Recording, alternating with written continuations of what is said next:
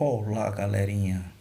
E quem tá falando é o professor Neto, professor de Química Orgânica, licenciado pela Universidade Estadual Vale do Acaraúva, especialista pela Faculdade Padre Dourado, FACPED. Estamos em mais uma aula de Química Orgânica, introdução à Química Orgânica.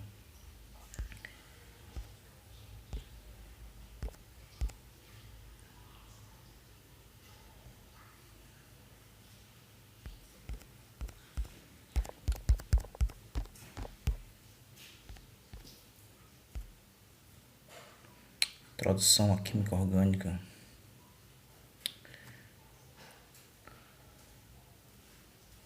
Olá, galerinha do terceiro ano.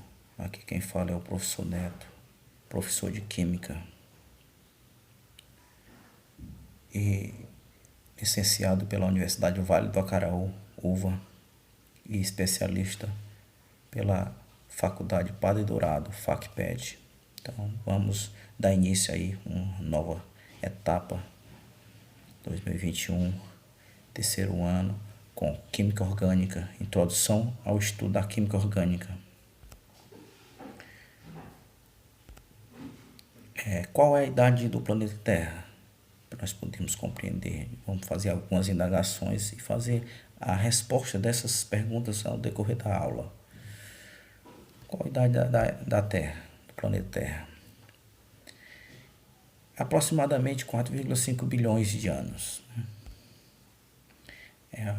O aparecimento da vida na Terra é por volta aí aproximadamente de 3 bilhões de anos. Você sabia que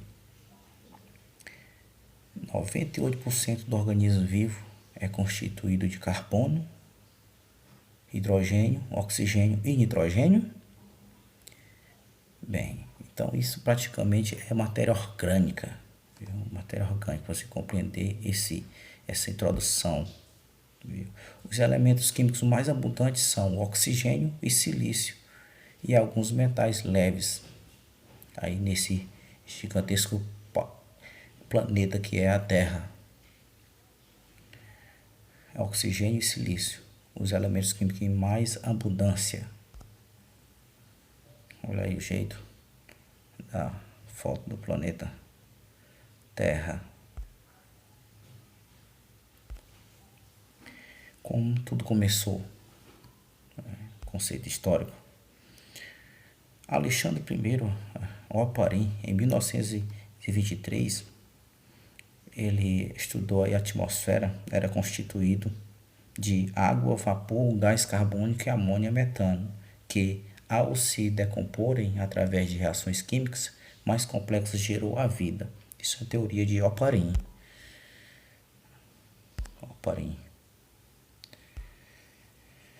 Como tudo começou, dando continuidade com os estudos para os meados do século XX, aí nos anos 50, Stanley Miller, ele construiu um experimento para comprovar as ideias de Oparin.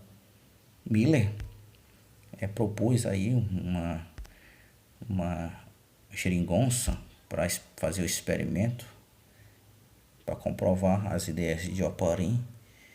Fez essas vidrarias aí, viu? Isolou. Aí vou colocar aqui em desenho mais específico.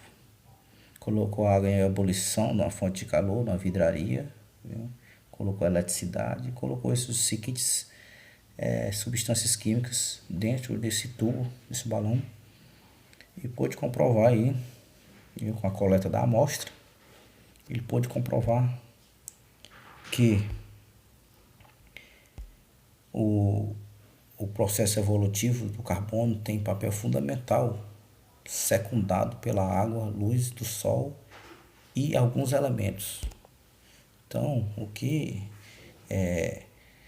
ele comprovou? Por que o carbono, né? Então, ele percebeu aí que o carbono também é o principal elemento químico presente aí nos aminoácidos, né? Nas proteínas, que formam as proteínas.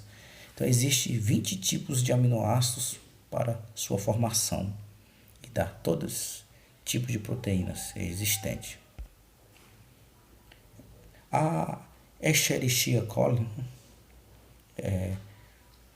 dos 50 mil compostos que a constituem, 3 mil são proteínas. Escherichia coli. Então, no homem, há 5 mil proteínas, todas diferentes. Há mais de 5 mil proteínas. Tem proteínas que nem foram descobertas ainda.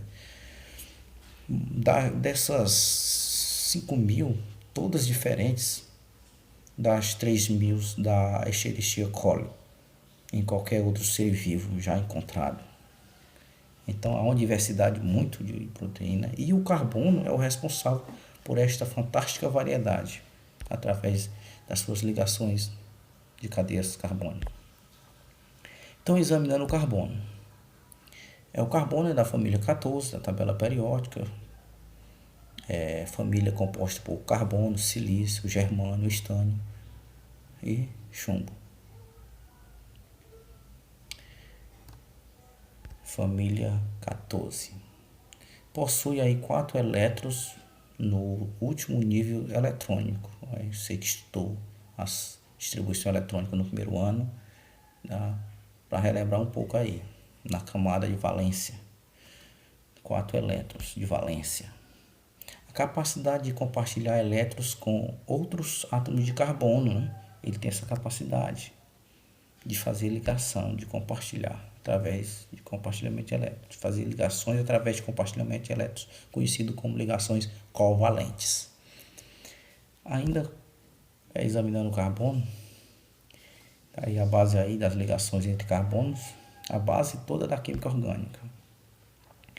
Inclusive é um dos elementos químicos mais importantes dentro da química orgânica, é o carbono. A partir do século XIX, os compostos de carbono passaram a dominar o mercado, né? Começaram a dar mais ênfase. Aí um pouco dos primórdios aí da química orgânica, né? Observado aí dos egípcios, fenícios, romanos, esses grandes impérios daquela época, eles utilizavam já, né, os procedimentos químicos como sabões obtidos a partir das gorduras vegetais, tratados como lixívia, né, essências, né, fermentação do açúcar e do amido para a obtenção do álcool, fazer os vinhos. Esse processo todo já era feito sem ter um conhecimento científico, mas já era feito, já utilizando processos químicos. Aí no final do século XVIII para o início do século XX, Lavoisier, fazendo seus estudos aí da combustão e fazendo suas descobertas do oxigênio, combustão de composto orgânico, ele inferiu, né, que estes eram constituídos de carbono, hidrogênio, oxigênio e nitrogênio, que são os elementos mais estudados dentro da química orgânica, e principalmente o carbono. Benzélios, muito tempo depois aí, Benzélios, ele acreditava aí os compostos orgânicos só eram extraídos de organismo vivo. Isso ficou conhecido como teoria da força vital.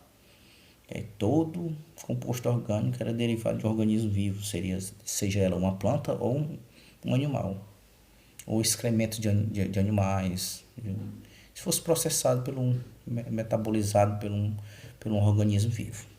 Isso ficou conhecido como teoria da força vital, que foi derrubada mais tarde por Frederick Wöhler, que transformou a substância inorgânica em uma substância orgânica, um marco muito importante aí para a ciência.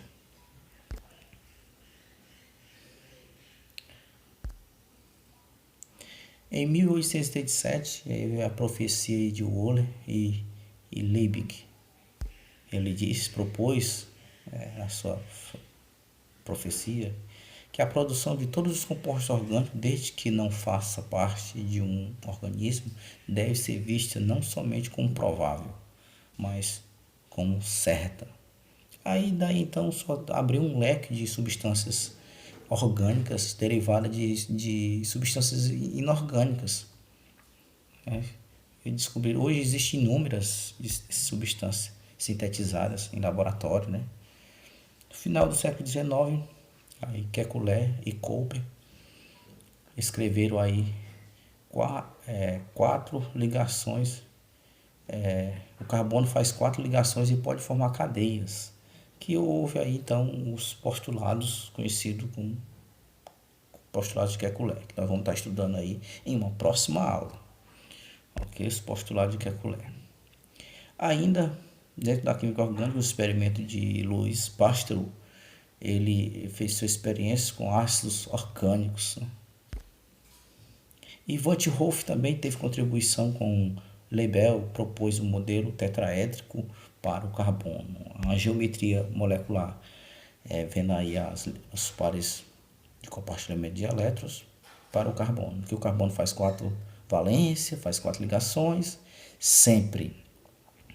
E aí quando nós estudamos aí os postulados de Kekulé e contribuições também de Cooper, nós vamos dar mais uma ênfase nos estudos aí do carbono, de suas ligações.